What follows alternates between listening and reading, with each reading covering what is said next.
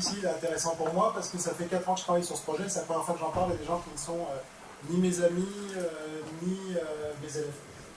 Donc voilà, je suis en train de sortir un gros projet de mon propre point de vue. Le début, c'était je travaille sur l'innovation et les gens qui font de l'innovation, ils ne sont jamais contents. Et donc je n'étais pas content parce que je n'arrivais pas à comprendre.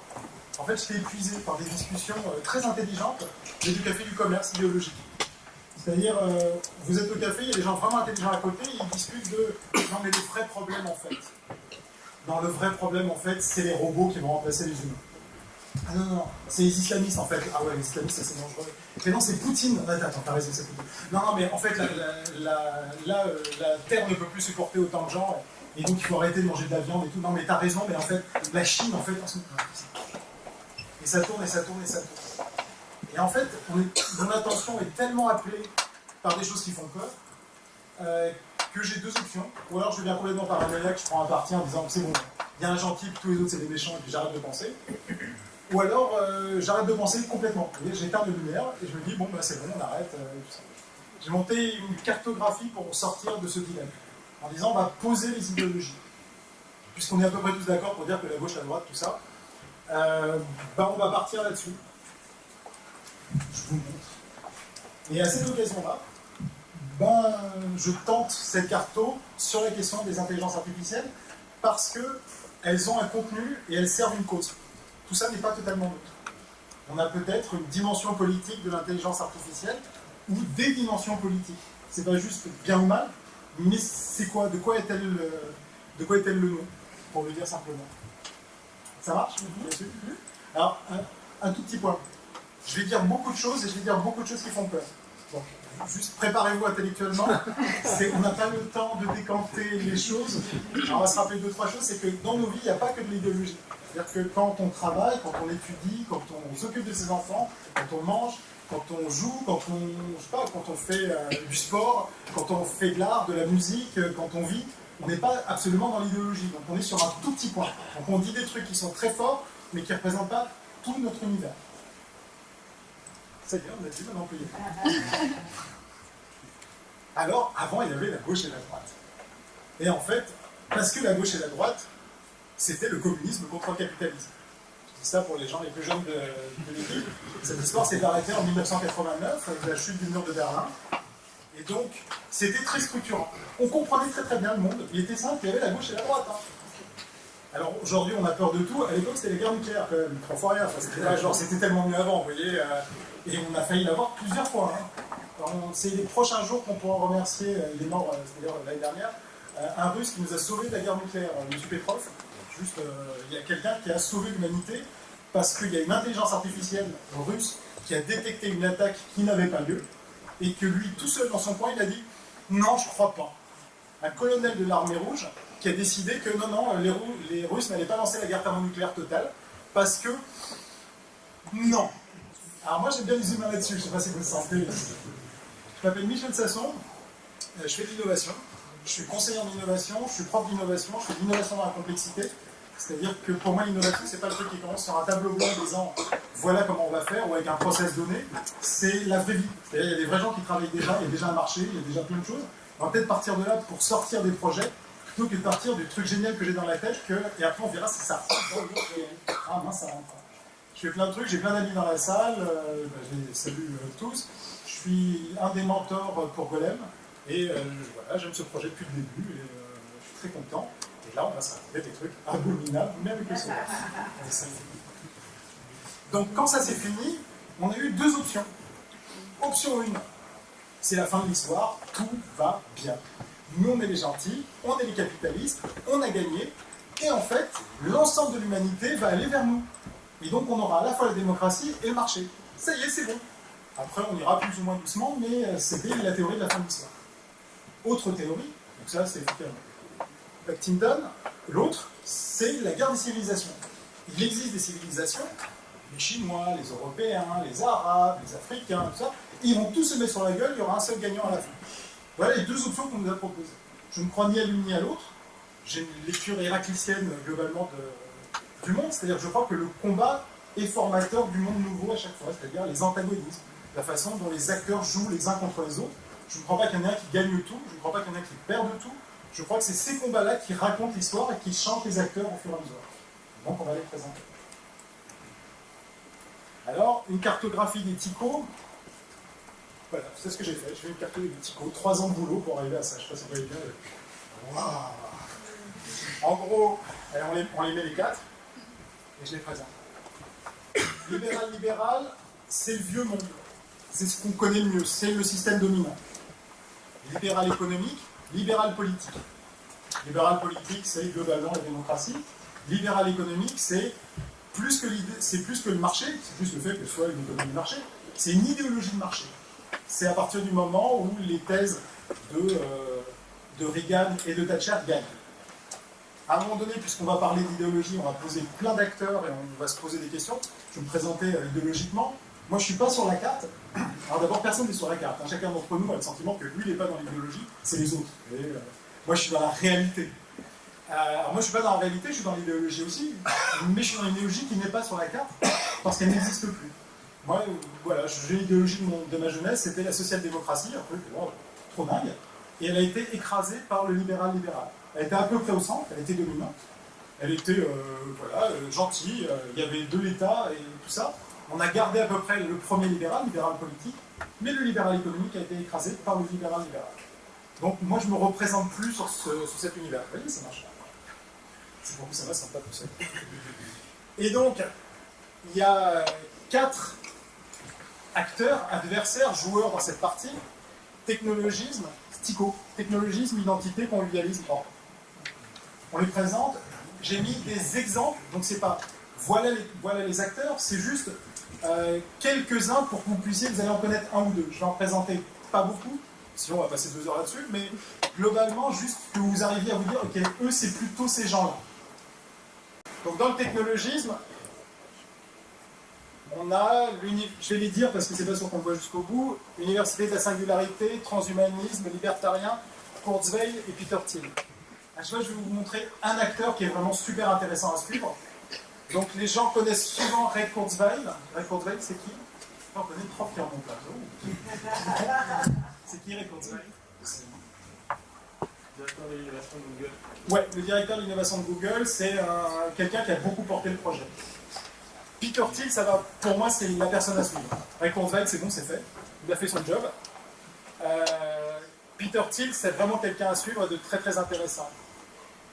Ce que disent les technologistes, c'est ce monde est épuisé, le modèle ne marche plus, donc le modèle libéral-libéral. Puisqu'on est bien en antagonisme, il faut préparer le coup d'après. Comment est-ce qu'on va le préparer? Eh bien, on va le préparer avec la science et la technologie. Nous, on sait mieux que les autres, et donc on va pousser un projet, on va réformer à la fois l'ADN, tout le projet transhumaniste, nous allons être notre propre démiurge, nous allons créer ce qu'il y a après le Sapiens Sapiens, et nous allons créer, avec l'ensemble de nos outils, le monde d'après. Voilà ce qu'il raconte.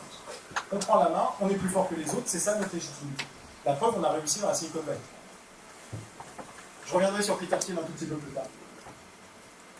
Un autre groupe, I comme identité. J'ai des Wahhabites, l'AFD, le RSS, le mouvement 969, les frères musulmans. Ici, dans l'identité, c'est des gens qui disent il y a des groupes et ils sont irréconciliables. Donc, en gros, votre idée qu'à la fin on est tous ensemble, ça n'a pas de sens, on est dans un combat. Et ils ont toujours la même séquence. Avant, nous étions très forts et très beaux et on était dans une position qui nous était agréable. Puis les méchants nous ont agressés, nos ennemis, nos adversaires. Et aujourd'hui, grâce à notre résistance héroïque, nous nous libérerons, nous libérerons les autres. C'est toujours le même mouvement qui est en charge. Donc on a à la fois des mouvements de politique qui s'appuient sur une lecture très dure de religion. Ici, on a, avec le RSS, l'hindouisme. Avec le mouvement 969, on a le... Comment on appelle ça? 68 heures. Non, on est en Birmanie. On a Pardon? Oui.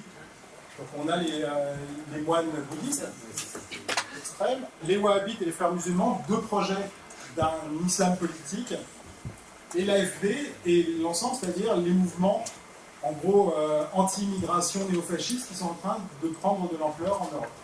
On a des gens qui sont en train de dire, à peu près, si vous regardez la séquence, c'est à peu près la même à chaque fois. Ces gens croient à l'identité comme étant structurante. Les convivialistes, alors ici on a, pour ceux qui ont suivi l'histoire, des gens qui étaient beaucoup autour d'attaques. C'est très intéressant, c'est un peu le post-marxisme qui a essayé de se renouveler plusieurs fois autour de l'économie, autour de la société, et qui en fait a trouvé une légitimité très forte avec le réchauffement climatique. À un moment donné, il y avait une preuve que ce modèle n'est plus possible, c'est ça le discours des convivialistes. Le modèle est arrivé en bout de course, il faut absolument le réformer, mais il faut le réformer sur une autre base. Là, c'est le capitalisme le problème. Et donc ce capitalisme nous mène à la perte, la preuve, la Terre est en train de mourir. Et l'ensemble des mouvements, là j'ai Occupy Wall Street, Mindfulness, Evo Morales, Paul Watson pour Sea Shepherd, les véganes, l'éthique du care, on a évidemment beaucoup plus d'acteurs, mais ce sont des gens qui ont essayé d'avoir une proposition collective politique. Ils sont allés à Porto Alegre pour essayer de le faire autour du mouvement Attaque, et qui n'ont pas réussi à trouver une plateforme commune. Chacun est rentré dans son univers de base et travaille sa question, mais avec un ethos commun, avec une éthique commune, une sensibilité commune. Et les derniers, c'est l'ordre. Xi Jinping, Vladimir Poutine, Bachar al-Assad, Abdel Fattah al-Sisi, Kim Jong-un. On a ici des gens, alors eux, ils essayent de protéger l'État contre la société, pour le bien de la société. Leur grande question à eux, c'est comment faire pour que le pays n'explose pas. Comment faire qu'il ne parte pas en petits morceaux. C'est l'anomie, leur crainte. Ils ne sont pas en train d'appuyer une idéologie comme le fait très fortement l'identité, par exemple, ou un projet d'avenir comme le fait le convivialisme ou le technologisme. Eux, ils sont en train de se débrouiller pour que l'État survive, ou le parti unique qui soutient l'État survive. Et donc, leur projet, c'est la durée. Il faut être vraiment sensible au fait que l'ordre est un endroit chaud, ce n'est pas un endroit froid. C'est-à-dire que quand vous vous lancez dans l'ordre, vous avez de l'opposition qui va se créer de plus en plus, et donc vous êtes obligé de faire plus d'ordre tous les jours. Ça ne pourra pas se calmer. Donc on est dans un projet qui ne fait qu'augmenter. J'attire votre attention ici, comme j'attirerai sur Peter Thiel, sur Xi Jinping, le président chinois, un vrai génie. Enfin, je pense que les deux sont des génies pour de vrai, avec les risques que ça comporte. Hop, on a été là. Ça va jusque-là? C'est bon, on a compris? Alors j'ai beaucoup plus de choses, mais je vous les montre à la fin. Je vais passer à la question des intelligences artificielles. Alors d'abord, il y a des projets qui sont véritablement des projets du libéral-libéral. Des chatbots, voilà du libéral-libéral. On va gagner plus d'argent, c'est bien parce qu'on abaisse le coût de production, on remplace les humains par des machines, ça rentre dans le projet.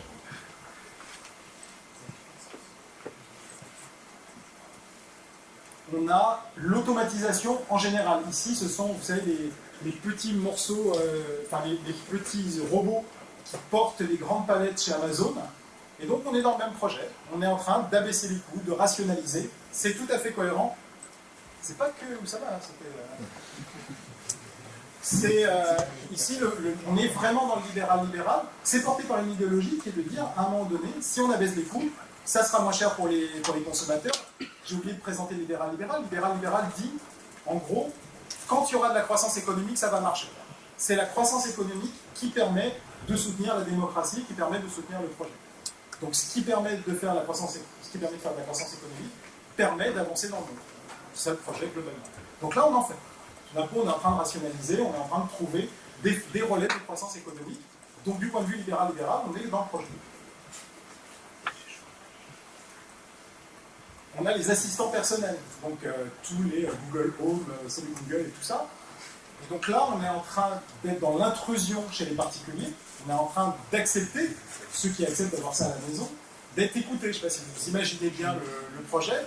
Il y a, alors que la RDA a eu un mal fou à mettre des écoutes, là tout d'un coup on paye pour avoir le type qui va vous écouter. Je ne sais pas si vous sentez le projet, avec très clairement l'idée qu'on va vous vendre des choses et on va faire quelque chose avec cette information.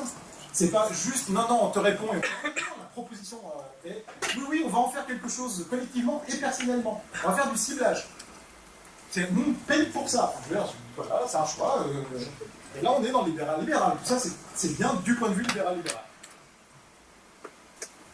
Et on a toute la fintech, notamment l'augmentation, le trading à haute fréquence, le fait que le capitalisme, pour se développer, essaye non seulement de baisser les coûts, mais essaye d'accélérer le rythme économique. Donc du point de vue du capitalisme lui-même, c'est très positif. On est en train de choisir ce point-là. Vous avez peut-être le sentiment que je suis dans une position, je sais pas, narquoise par rapport à ça. Pas du tout. Je suis juste en train de présenter chacun d'entre eux en vous disant, voilà sa logique, on est à l'intérieur de cette logique. À partir de là, la voiture autonome, on est à la limite entre le technologisme et sur la partie idéologique, entre le technologisme et le libéral-libéral. Moi, quand j'écoute certaines conférences, je vous explique que c'est quoi ces fous qui veulent continuer à avoir des voitures alors que ça marcherait tellement mieux avec l'intelligence artificielle. Et il y a cette idée qu'à un moment donné, ça marchera mieux quand ça sera plus technique. Et que les humains, ça fait que des bêtises, la preuve, ils font plein d'accidents.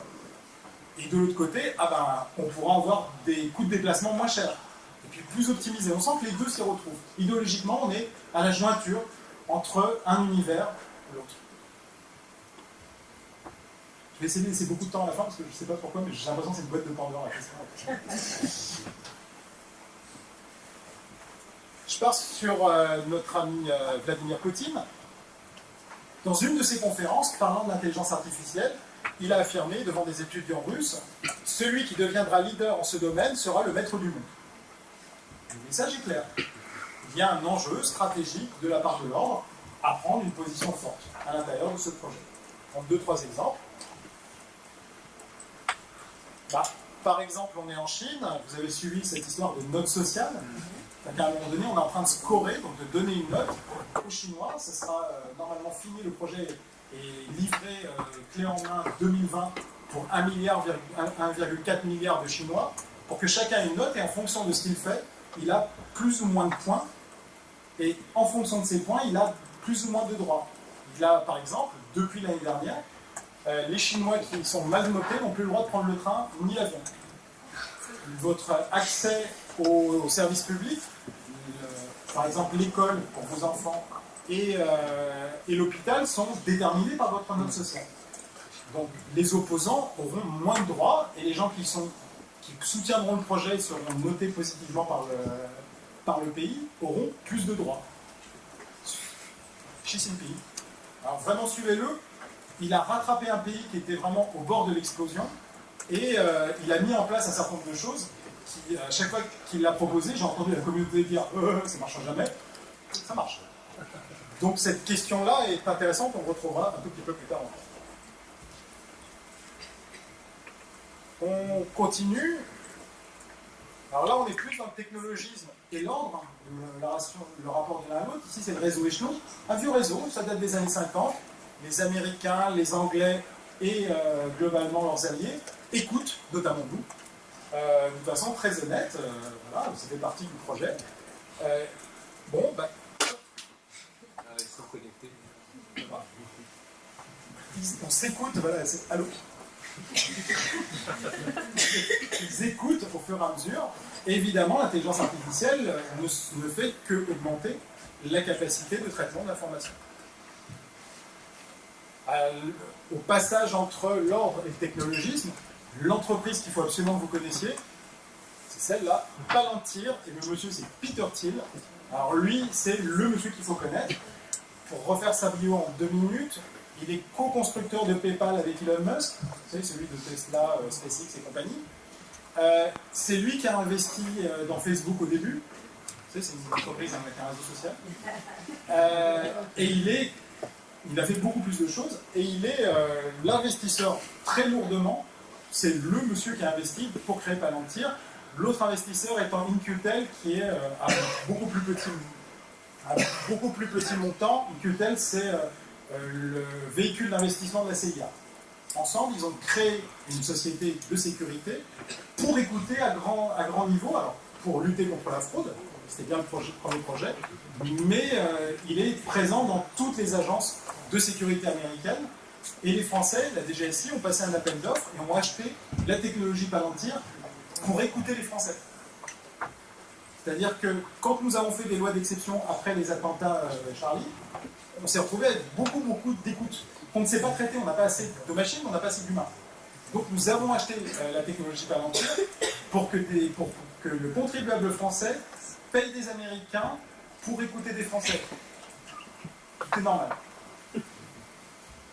Peter Thiel, lui aussi, il ne faut pas le lâcher. C'est très intéressant, son histoire intellectuelle est passionnante.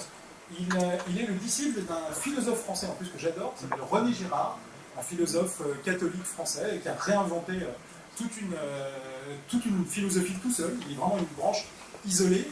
Il a fait 5 ans d'études sur René Girard, il est René Girardin dans sa tête. Et donc, un des maîtres du monde s'appuie sur René Girard. C'est vraiment très intéressant.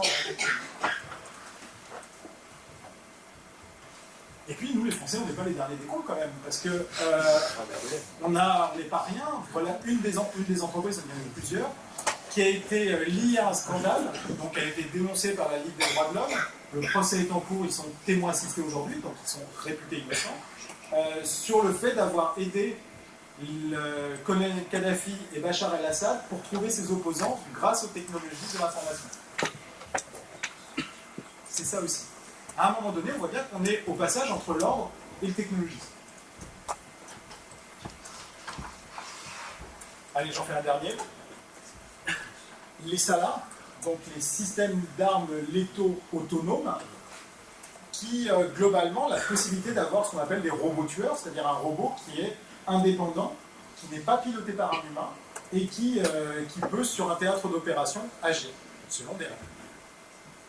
Alors il y a eu, il y a quelques jours, un essai de la communauté internationale à l'ONU pour légiférer sur le développement des SALA, donc des systèmes d'armement létaux autonomes, et la communauté internationale n'a pas pu parce qu'un certain nombre d'acteurs, 5-6 pays, ont juste refusé que ça arrive. Donc aujourd'hui, il n'y a pas de cadre, on réessayera l'année prochaine, on a déjà essayé l'année dernière. Aujourd'hui, on n'a pas de cadre de la communauté internationale sur ces systèmes d'armes, donc ils se développent hors cadre. Il y a un colonel français qui a proposé d'essayer de passer à un SALMA, donc ce serait un système d'armes létaux moralement autonomes. C'est-à-dire de dire, puisqu'on n'est pas sûr qu'il y ait des humains derrière, très rapidement, est-ce qu'on ne peut pas avoir une règle internationale morale qui reprendrait la règle d'engagement des fantassins, par exemple, sur le terrain?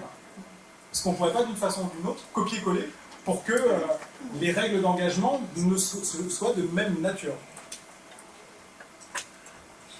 Je vous ai dit que ça allait être un peu violent. Je suis désolé. On remarquera qu'il n'y a pas grand-chose. Ah oui, il y a toute une discussion. Il y a beaucoup plus d'objets. J'essaie d'en faire très peu pour le prendre. Il y a toute une discussion, c'est Watson qui a fait une pub là-dessus, mais il y a une vraie réflexion intéressante sur le fait de remplacer les élus dans tous les pays, notamment aux États-Unis, par une intelligence artificielle. En disant, on n'a pas tous les éléments, on a une mauvaise qualité de traitement, il y a des biais cognitifs, l'intelligence artificielle fera ça beaucoup mieux que les élus. Et la question de savoir si les Français sont d'accord ou pas, je vous passe les sondages qui sont faits par des gens qui sont intéressés et de façon Google Survey, je ne sais pas si vous sentez bien le niveau de technicité disponible, mais nonobstant, la courbe est ascendante, c'est-à-dire l'acceptabilité augmente et le nombre de gens qui pensent que nous n'utiliserons pas l'intelligence artificielle politique dans les 5 ans ne cesse de baisser. L'idée qu'on va être dirigé par un système autonome, intelligent, augmente en termes d'acceptabilité. Je ne dis pas qu'on va le faire, je dis juste que tiens, c'est intéressant intellectuellement, et Watson, ça les intéresserait bien de le faire peut-être. On rigole, mais on rigole pas. Voilà. Qu'est-ce qu'on peut dire des convivialistes et de l'intelligence artificielle? Pas grand-chose. Il y a le développement de ce qu'on appelle la social tech, qui travaille autour de l'économie circulaire, de l'ESS. Il y a eu le rapport Villani, par exemple, qui a dit que une des grandes conclusions du rapport Villani, c'est qu'il n'y aura pas de transition écologique sans l'intelligence artificielle. Et pour l'instant, ces acteurs-là sont balbutiants. Il y a des petites propositions, il n'y a pas de choses qui soient majeures, qui permettent vraiment de se dire, ça y est, les convivialistes se sont emparés du projet. De la même façon, les identitaires non plus. On n'a pas beaucoup d'éléments, et pourtant, il y a beaucoup de discussions, alors ça tourne autour des biais cognitifs, sur des propos racistes tenus par des intelligences artificielles. Vous vous rappelez Tai, mon ami Microsoft crée une intelligence artificielle qui va chercher des informations sur le web, et du point de vue de Tai, toute information vaut toute information. Et donc elle a commencé à tenir des propos homophobes et racistes, je ne voulais pas, c'était pas utile, mais globalement, ça pourrait leur donner des idées, et c'est étonnant que cette puissance-là ne soit pas encore prise en charge. À mon avis, c'est une question de génération, on est en train de vivre un âge d'or pour les identitaires, ils n'ont jamais été aussi forts, mais cette génération-là est anti-technologique. Ici, dans la partie convivialiste, il y a une relation à la technologie qui est ambivalente. On est tenté, mais on n'est pas sûr, mais on est tenté, mais on n'est pas sûr. Il y a vraiment quelque chose de cet ordre-là chez les convivialistes. Il y a clairement une ressource disponible pour chacun des acteurs à l'intérieur du jeu qui se met en place de lutte entre eux. Ça, on l'a fait. Allez, je vous le fais juste pour rigoler. On va pas détailler. Mais ce qui m'a intéressé dans ce projet, c'est pas ce que je vous ai montré. Ça, c'est juste mettre des choses dans des cases, ça n'a aucun intérêt. Ce qui est passionnant en travaillant sur ce projet depuis 3 ans, avec plein de gens et en posant plein de questions, ce sont les hybridations. C'est-à-dire que chacun s'hybride avec le centre. Donc, par exemple, les GAFA, c'est une hybridation entre le technologisme et le libéral-libéral. La question de savoir si, par exemple, Uber, c'est bien pour nous, c'est mal pour nous, c'est même pas la question, c'est un nouvel acteur qui est en train d'exister. Et donc, une hybridation, ça crée deux, crée un, mais ils se changent eux-mêmes. Nous changeons de nature en nous posant la question autour d'Uber. Ça, c'est passionnant. Entre le convivialisme et le libéral-libéral, on a l'économie sociale et solidaire et Justin Trudeau. Les discours qu'a eu Justin Trudeau pour arriver au pouvoir. On peut avoir les propositions politiques de la mairie de Paris, qui sont à mi-chemin entre du libéral-libéral et de l'économie sociale et solidaire.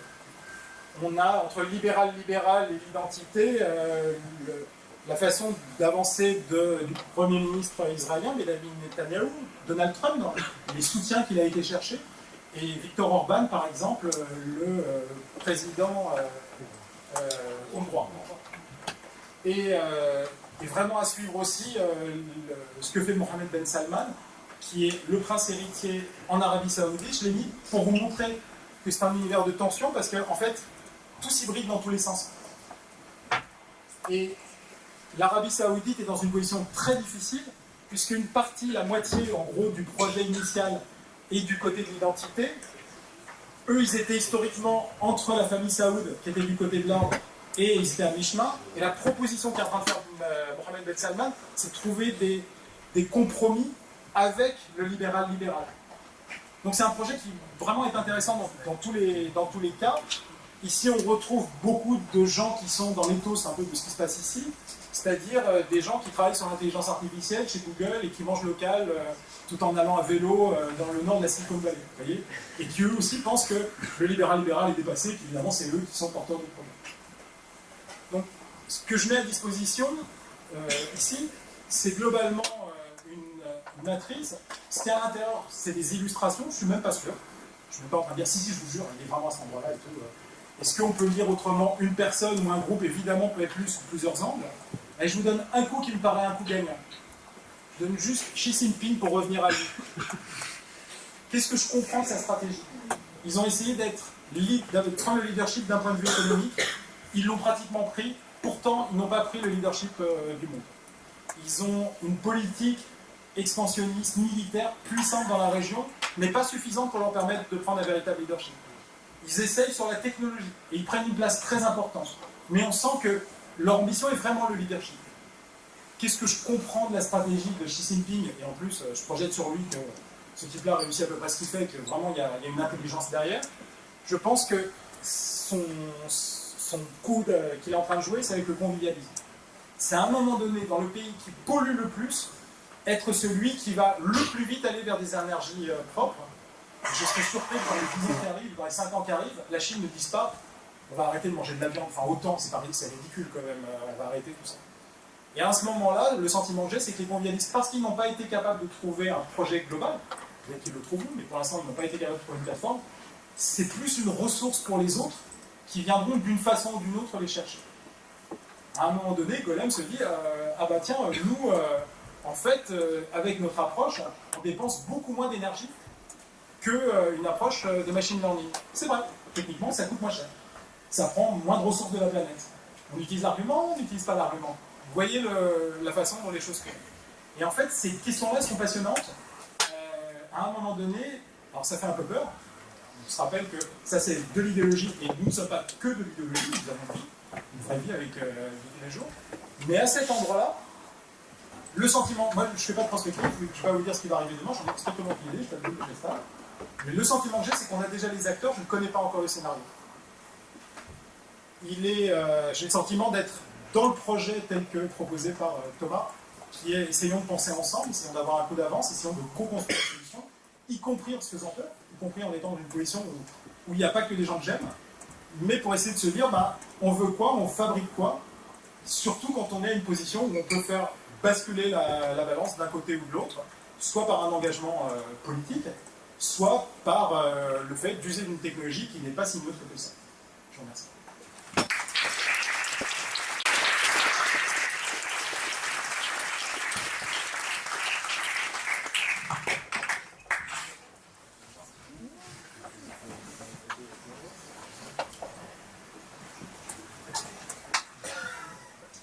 Merci pour cette présentation brillante. Est-ce que finalement, alors, un peu de prospective, en fait, finalement, j'ai l'impression que le lien, l'essence, en fait, du futur sera guidé, finalement, par les ressources capitalistiques, en fait. Parce qu'en fait, moi, ce dont j'ai vraiment l'impression, c'est que tout ce qui est en bas, identitaire, ça permet effectivement de relier un petit nombre d'individus. Le convivialisme est un peu pareil. En fait, en haut, c'est la puissance financière. Je suis pas soviétique, mais ni communiste, mais j'ai vraiment l'impression que ceux qui vont gagner seront en haut. Pourquoi ? Parce qu'ils ont une puissance financière et en même temps une puissance étatique, qui fait que de facto, en bas, ils ne peuvent pas gagner. Je ne sais pas ce que tu en penses. Alors, je ne sais pas. Ce que je sais, c'est que le libéral, le sentiment que j'ai, c'est que les idéologies ont un cycle de vie. Donc, l'idée, par exemple, anarchiste, était très forte à la fin du XIXe siècle. Elle a disparu au début du XXe, écrasée par le stalinisme. Et cette idée-là, on la retrouverait dans le technologisme et dans le convivialisme, une partie aussi dans l'identitaire. Elle a été remangée d'une façon ou d'une autre. Donc les idéologies ne disparaissent pas, mais elles ont un cycle de vie. Le communisme, aujourd'hui en tant que tel, il n'est pas très présent. Le sentiment que j'ai, c'est que le libéral est un peu à bout de souffle. Et ce qui pourrait se réinventer du cœur, c'est le pari que fait par exemple M. Macron. Lui pense qu'il est possible de réinventer le libéral depuis lui-même sans hybridation. C'est ça le projet sur lequel il est. Je ne sais pas ce que ça va donner. Encore une fois, moi, je ne fais pas de prospective, je ne sais pas. Aujourd'hui, la puissance financière, elle est ici, là-haut, un peu là, je suis d'accord sur ces histoires-là. Mais elle est vraiment au centre. Et le centre, il trouvera des hybridations, ou il disparaîtra, ou il se réinventera. Voilà les trois options, j'en ai pas d'autres. Pour l'instant, c'est lui le système, vu par les autres. Donc il est plus à cet endroit-là. Il y a une volonté du technologisme de prendre la main. Pour l'instant, elle n'est pas prise. Si on regarde bien en termes de capitalisation, oui, les plus grosses, Amazon, Google, Facebook et les autres prennent une position très dominante. Pour l'instant, ils n'ont pas remporté encore le marché. Ce n'est pas eux qui ont pris la main. Mark Zuckerberg est en train de se dire qu'il serait bien président, peut-être si on lui demande gentiment. Ce n'est pas encore fait. Enfin, vous voyez, on n'est pas encore à cet endroit-là. Et si je regarde par exemple la façon dont les Français considèrent la question de l'immigration en ce moment, les théories identitaires ont bien fonctionné. C'est-à-dire des choses qui ont été écrites dans les années 80 par le Grèce notamment, globalement, ils ont tiré une partie de la réflexion. Aux États-Unis, une grosse partie du web, et c'est pour ça que Tai globalement a repris les choses, depuis Goldwater, n'arrête pas de jouer de ce côté-là. Donc il y a une production de très grande ampleur, c'est de très grande qualité, mais suffisante pour permettre l'élection de M. Trump. Pas tout seul, il y a d'autres éléments, mais pour fédérer une communauté qu'on imaginait inconsistante. Donc moi je ne ferai pas de pari sur l'avenir en disant c'est sûr que c'est eux qui gagnent, parce que c'est eux qui ont les sous, j'en ai aucune idée en fait. Là c'est tout le monde, je vous prie de m'excuser. Bonjour, est-ce que vous pouvez commenter un petit peu sur le mouvement écologique parce que ça concerne tous, effectivement. Oui. La question écologique, elle concerne tous, je suis d'accord avec ça. Donc ça a été le deuxième souffle du convivialisme. C'était une question, globalement, ils étaient sur un fond marxiste. Ils ont cherché un nouveau prolétaire, d'une façon ou d'une autre.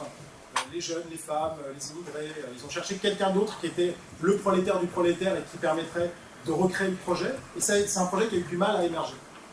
À un moment donné, l'ensemble des groupes a trouvé un vrai souffle à partir du travail du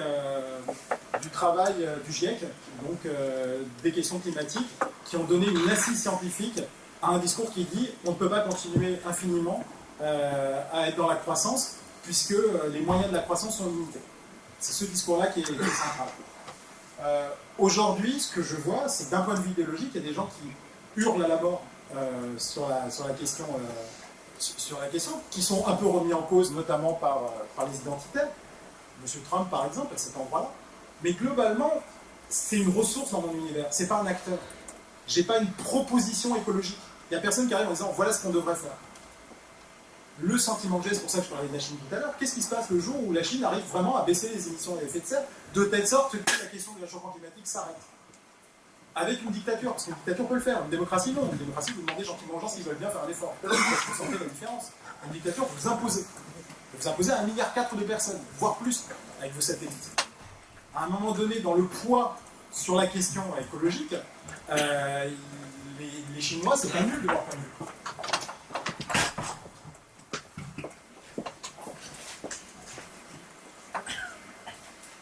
C'est bon? On fait le troisième ou on est tous fâchés? Désolé, je dois choisir arbitrairement, je crois.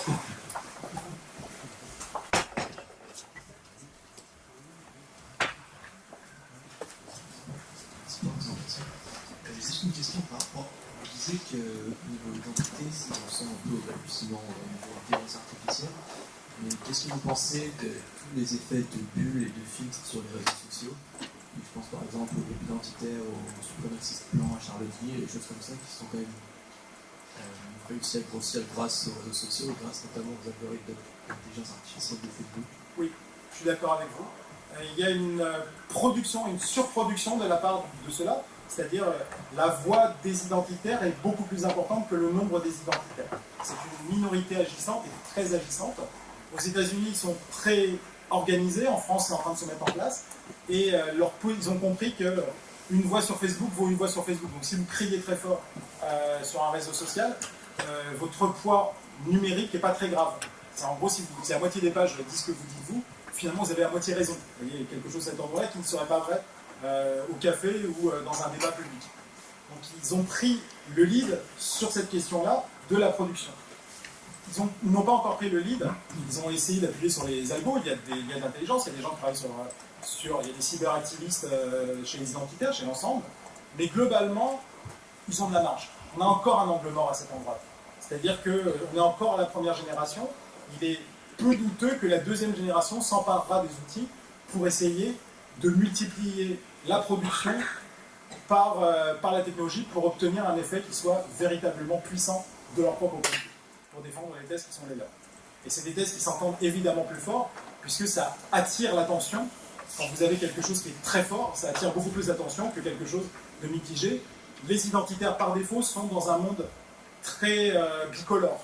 C'est nous et c'est eux. Tout ce qui concerne un peu, tout ce qui est plus complexe, tout ce qui est plus dans les nuances, n'est pas leur fort. Oui, mais on se rend compte que les gens, ils aiment bien quand ça pète et ils ont du mal quand on leur dit « Non, mais c'est plus compliqué ». Vous voyez ce que disent les profs, d'une façon ou d'une autre, les intellectuels. Ils ont toujours envie de nous expliquer que c'est plus complexe, j'en suis, et ils ont du mal à se faire entendre parce que entre c'est eux les méchants et non mais en fait il faut réfléchir, ça va aller plus vite sur c'est eux les méchants. Merci beaucoup.